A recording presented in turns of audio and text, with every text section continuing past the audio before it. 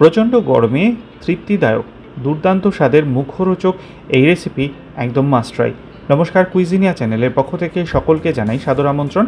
আমাদের সবার channel কুইজিনিয়াকে subscribe করে পাশে থাকা বেল বাটন আর অল আইকন প্রেস করে রাখলেই সব নতুন ভিডিও নোটিফিকেশন আপলোড হওয়া মাত্র পৌঁছে যাবে আপনাদের কাছে। আসুন দেখে নেওয়া যাক পদ্ধতিটি। এখানে আমরা নিয়ে নিয়েছি ভাতটা কিন্তু একটু ওভারকুক করেই নেবেন। 2 হাতা পরিমাণ ভাত আমরা এখানে নিয়ে নিলাম, আর তারপর আমরা এর মধ্যে দিয়ে দিচ্ছি কিছুটা পরিমাণ জল, প্রায় 2 কাপের কাছাকাছি। হাত দিয়ে ভাতটাকে আমরা এখানে ভালো করে জলের সাথে মিশিয়ে দিলাম, আর তারপর ভাতটাকে আমরা এরকমভাবে 6 থেকে 7 ঘন্টা রেখে দেবো। 6-7 ঘন্টা হয়ে যাওয়ার পর ভাতটার মধ্যে আমরা দিয়ে দিয়েছি 2 টেবিল চামচ পরিমাণ টক দই।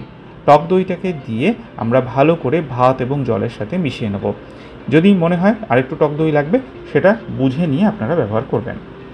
এরপর এতে আমরা দিয়ে দিচ্ছি স্বাদ অনুযায়ী নুনের পর দিয়ে দিচ্ছি কিছুটা পরিমাণ ধনে পাতা, যেটাকে হাত দিয়ে কুচিয়ে আমরা এর মধ্যে অ্যাড করে দিলাম।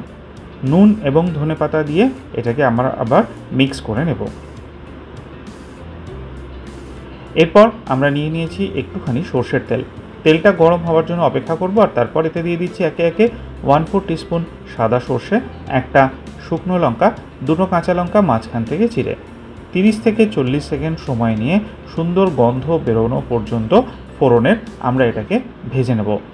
আর ভাজা হয়ে গেলে যখন দেখবেন খুব সুন্দর একটা স্মেল বেরোচ্ছে, তখন এর মধ্যে আপনি দিয়ে নিন আদা। 1/2 ইঞ্চি পরিমাণ আদা আমি এখানে গ্রেট করে দিয়ে দিচ্ছি। আপনারা চাইলে আদা বাটাও দিতে পারেন, তবে গ্রেট করে মানে থেতো করে আদা দিলে সেটা কিন্তু খেতে খুব ভালো লাগে। আদার কুচিটা যখন মুখে পড়ে ভালো করে মিহি করে গ্রেট করে এর মধ্যে দেওয়া হলো, আর দিয়ে আবারও মিনিট খানেক থেকে মিনিট দেড়েক সময় নিয়ে লো টু মিডিয়াম ফ্লেমে এটাকে আমরা ভেজে নিচ্ছি। এটা আমাদের ভাজা হয়ে গেছে। এবার এই সম্পূর্ণ জিনিসটা আমরা ওই দই ভাত জলের যে মিশ্রণটা ছিল ধনেপাতা নুন দিয়ে মেশানো, সেটার মধ্যে দিয়ে দিলাম। দিয়ে চামচের সাহায্যে ভালো করে নেড়েচেড়ে মিক্স করে নিচ্ছি। কড়াইতে আবারও অল্প একটু সর্ষের তেল নিয়েছি, আর তারপর এখানে দিয়ে দিচ্ছি বেশ কিছুটা কারি পাতাগুলোকে 30 থেকে 40 সেকেন্ড সময় নিয়ে ভালো মতো ভেজে নেব, যাতে কারি পাতাগুলো বেশ মুচমুচে হয়। আর কারি পাতাটা কিন্তু এইটাতে মাস্ট একদম ব্যবহার করতেই হবে। দিয়ে দিলাম। এবার এটাকে অ্যাড করে দিলাম আমরা ভাতের মধ্যে, দিয়ে ফাইনালি আরও একবার আমরা এটাকে ভালো করে মিশিয়ে নিচ্ছি। সব শেষে ওপর থেকে ছড়িয়ে দিন লেবু। আমি এখানে গন্ধরাজ লেবু ইউজ করেছি, আপনারা চাইলে পাতিলেবুও ইউজ করতে পারেন। তৈরি হয়ে গেল এই গরমের তৃপ্তিদায়ক খাওয়া পখাল ভাত।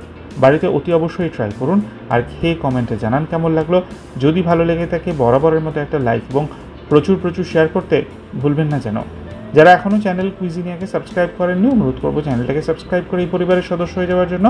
লাইফ ইজ প্রেশাস, গল্পে শিকালে কাল চ্যানেল দুটিকে সাবস্ক্রাইব করতে আজকের ভিডিও ডেসক্রিপশন বক্সে লিঙ্কটা প্লিজ চেক করে নেবেন। সবাই ভালো থাকবেন, সুস্থ থাকবেন। দেখা হবে পরের রেসিপি নিয়ে। আজ এ পর্যন্তই, নমস্কার।